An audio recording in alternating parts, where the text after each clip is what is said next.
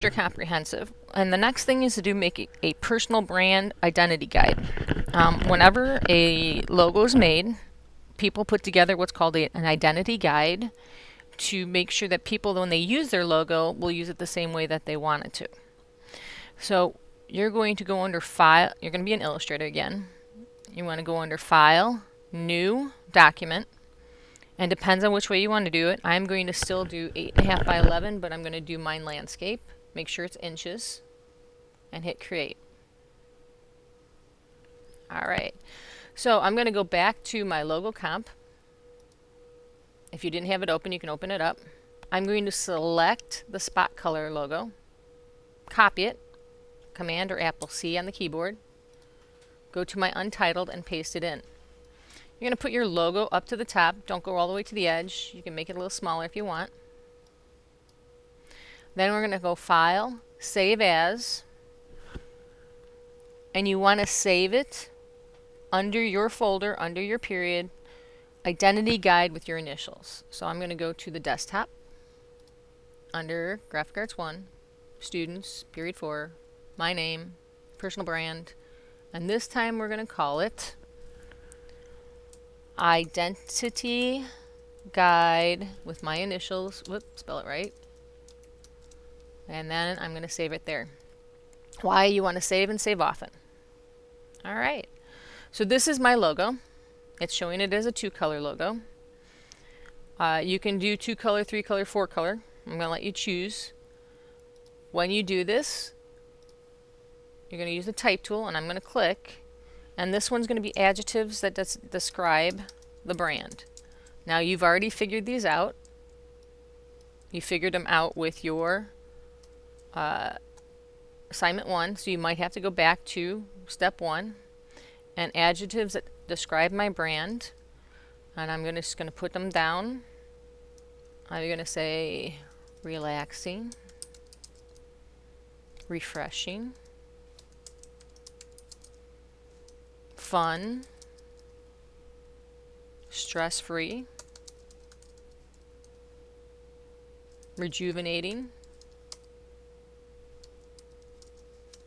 and make sure you spell it right. So I'm going to hit return before relaxing, so it's on a separate line.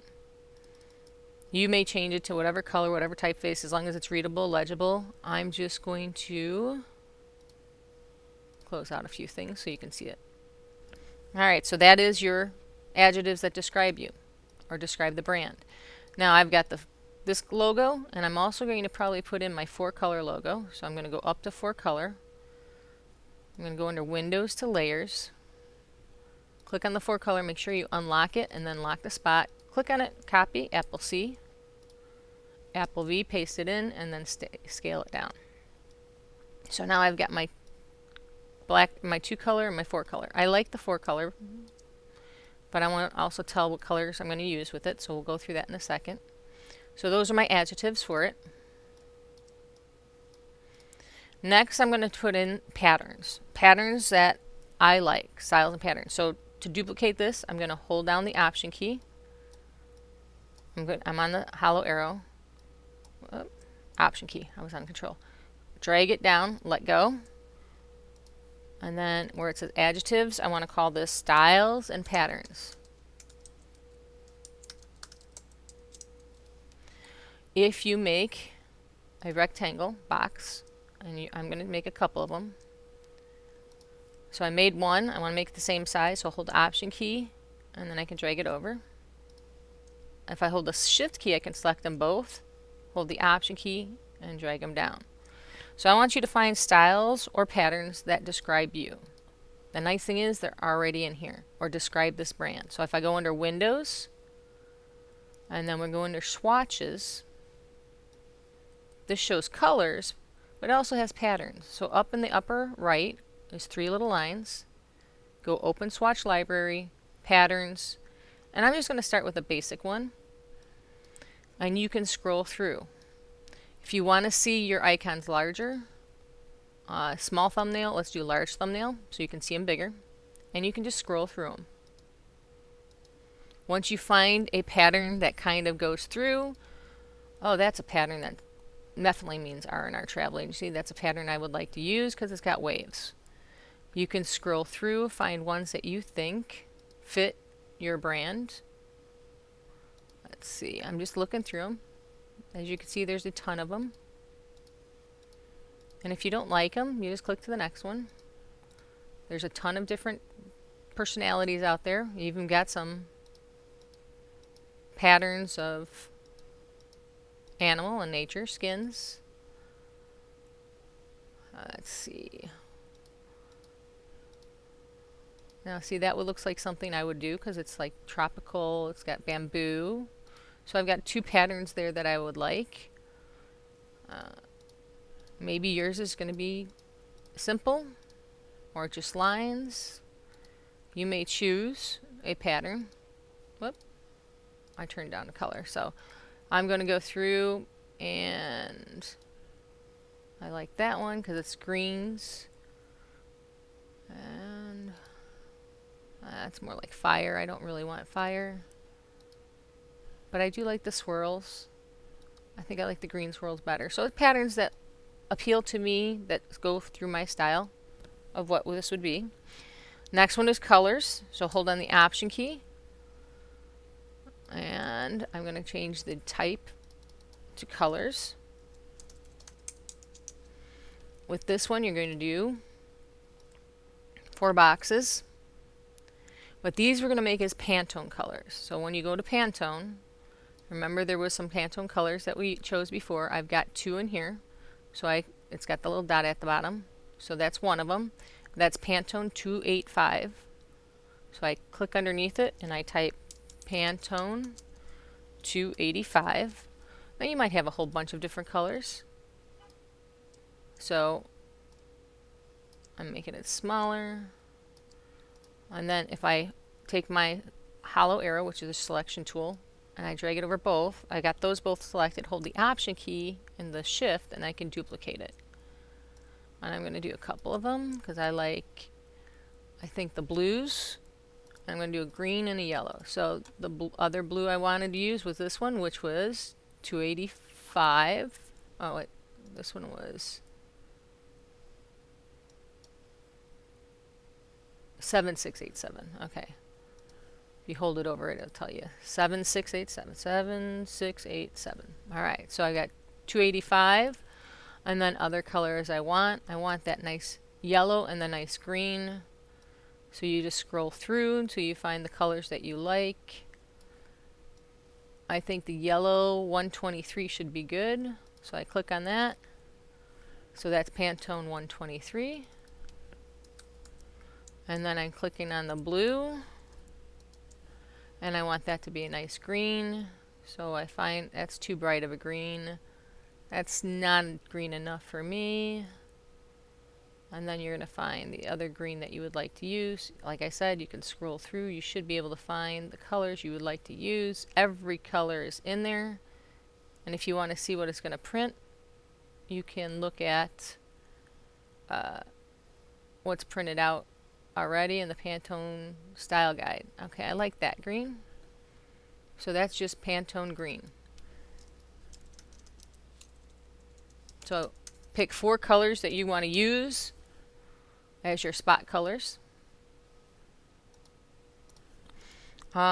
Typography is next. So click on colors, hold the Option key, drag it down. This one should be easy. You're going to do typography. You want to say what typeface you use. So the typeface I use is, click on it with the type tool, and it's Britannic Bold. So Britannic Bold. And what I'm going to do is highlight it and make it Britannic Bold. So I'm going to pull it down to Britannic Bold, and I'm going to make that bigger. Okay. So that is what you're going to use. Typically, this is used for a header. So a title. You might find something that is for a the type size that I use for the header. I'm going to use the size for my R&R. So if I highlight it, it says it's about 51. So header, we want the size. So I'm going to hit return.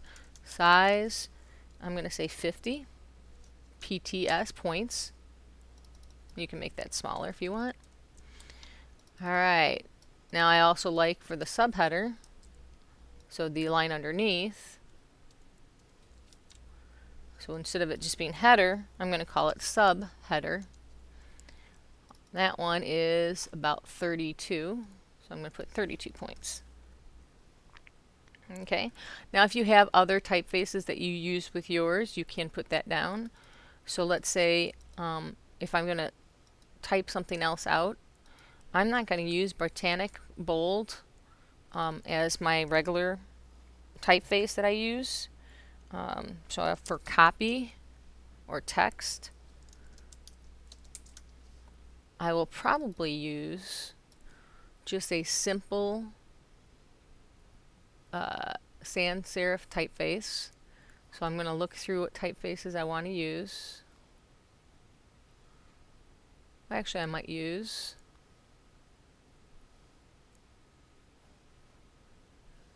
Arial's too basic for mine. I'm looking at different samples. I like avant-garde.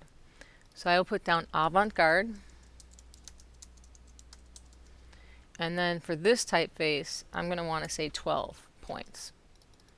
So I'm going to make it 12 points, or make it smaller. So for the header, it's bigger. Subheader, a little smaller. And then the copy and text, that's what you see and usually read. You can also put down buttons if you like, so if you want to use buttons, but I really don't think we're going to have it. You can actually type out type. So you want a header, a subheader, and the text weight. Now colors, that's all up to you. It's your call on that. Once you finish, you're going to save, file save. I've already saved it once. So you can show an example of it.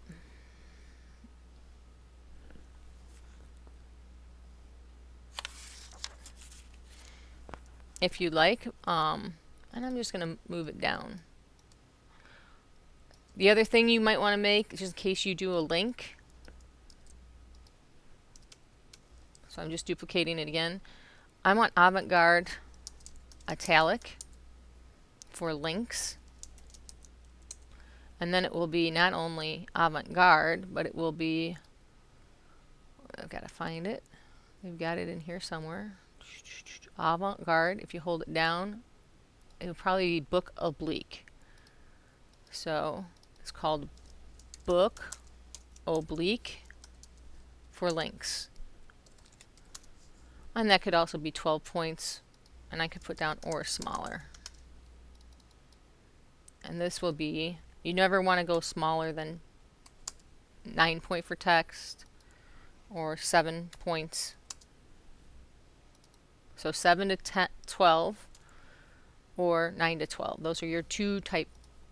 And then you can space it out, put it on there, save it, and print it off. And then that is your personal brand identity guide. So go under File, Print. After you save it, I did Apple S. You want to go to the color cube and print. And that is how you make your style guide.